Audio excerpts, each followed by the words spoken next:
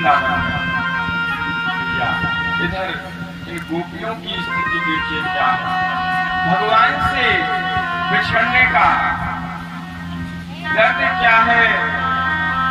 जिस दिन से भगवान छोड़ के गए हैं, जिस दिन से भगवान ने बोला कि बरसों के लिए थोड़ी जा रहा हूँ, परसों ही लौट करके आ जाऊंगा, लेकिन भगवान जब से गए तब से गोपियों की ऐसी स्थिति है कि रोज उस वृंदावन की गलियों में बैठी रहती हैं और बाट निहारती हैं कि बोल के गया है तो आएगा जरूर।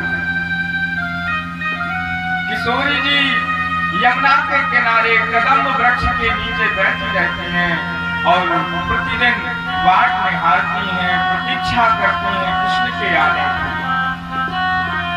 आज भी हजारों लाखों गोपियों ने जब उद्धव के रथ को देखा तो उद्धव का स्वरूप श्री कृष्ण के जैसा ही था।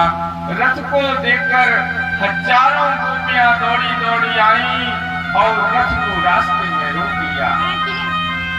अरे ये तो हमारे कृष्ण के जैसा ही दिखाई देता था, इसका स्वरूप तो कृष्ण के जैसा है, क्या हमारा कन्हैया लौट आया।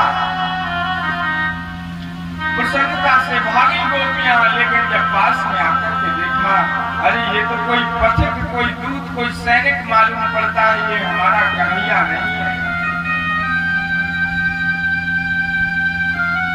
उद्धव ने जैसे ही गोपियों को देखा और पूछने लगे कि नंद भवन कहाँ पर है। गोपियों ने सारे से कहा कि आगे जो 7 मंजिल का भवन दिखाई दे रहा है वही नंद भवन है, वही हमारे नंद यशोदा रहते हैं।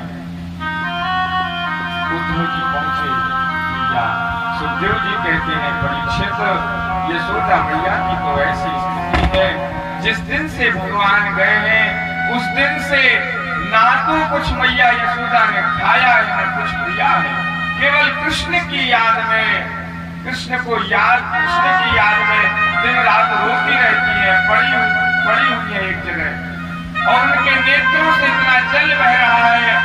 सुखदेव जी कहते हैं परीक्षित, इतना जल बहा उनके नेत्रों से कि एक नदी की तरह जल बहने लगा। उद्धव जी ने जब ऐसी स्थिति मैया यशोदा की देखी, यशोदा को उठाया, अरे भैया यशोदा, मैं कृष्ण का सखा हूँ, कृष्ण का मित्र हूँ, उनका संदेश लेकर के आया हूँ, लेकिन बोलने की स्थिति में नहीं है भैया यशोदा। फिर भी कृष्ण का नाम सुन करके छटपटा के उठ गई, बैठ गई। हाँ जल्दी बताओ तो क्या कहा मेरे लाडले कृष्ण ने।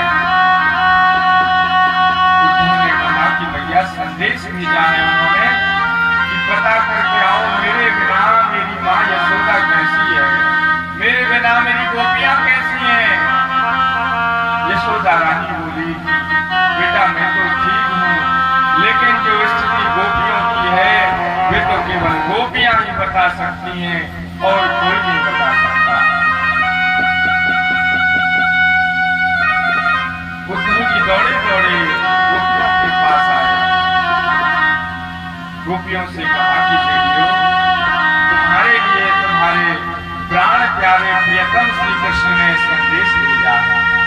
उन्होंने कहा है कि मेरे बिना मेरी गोपियां बड़ी दुखी होंगी, वे अत्यंत निराश होंगी। मैं परसों की कह के आया था, वर्षों बीत गए लौटा नहीं, इसलिए जाओ मेरा संदेश लेकर के आओ। गोपियां बोली क्या संदेश लिया उसने। बोले संदेश यही है कि वो तुम्हें याद कर रहे हैं और बहुत रो रहे हैं और उनके सिर में बहुत दर्द हो रहा है और सर दर्द की उन्होंने दवाई मांगी है, औषधि मांगी है। सुखदेव जी कहते हैं परीक्षित, भगवान के सिर में इतना ज्वर हुआ, इतना दर्द हुआ, सबने पूछा कि कन्हैया क्या बात है, ये दर्द कैसे ठीक होगा। भगवान बोले ये दर्द यदि कोई अपने चरणों की धूल, कोई भक्त अपने चरणों की धूल मुझे दे दे तो उस चरण रज को लगाने से ही मेरा सर दर्द ठीक हो सकता है।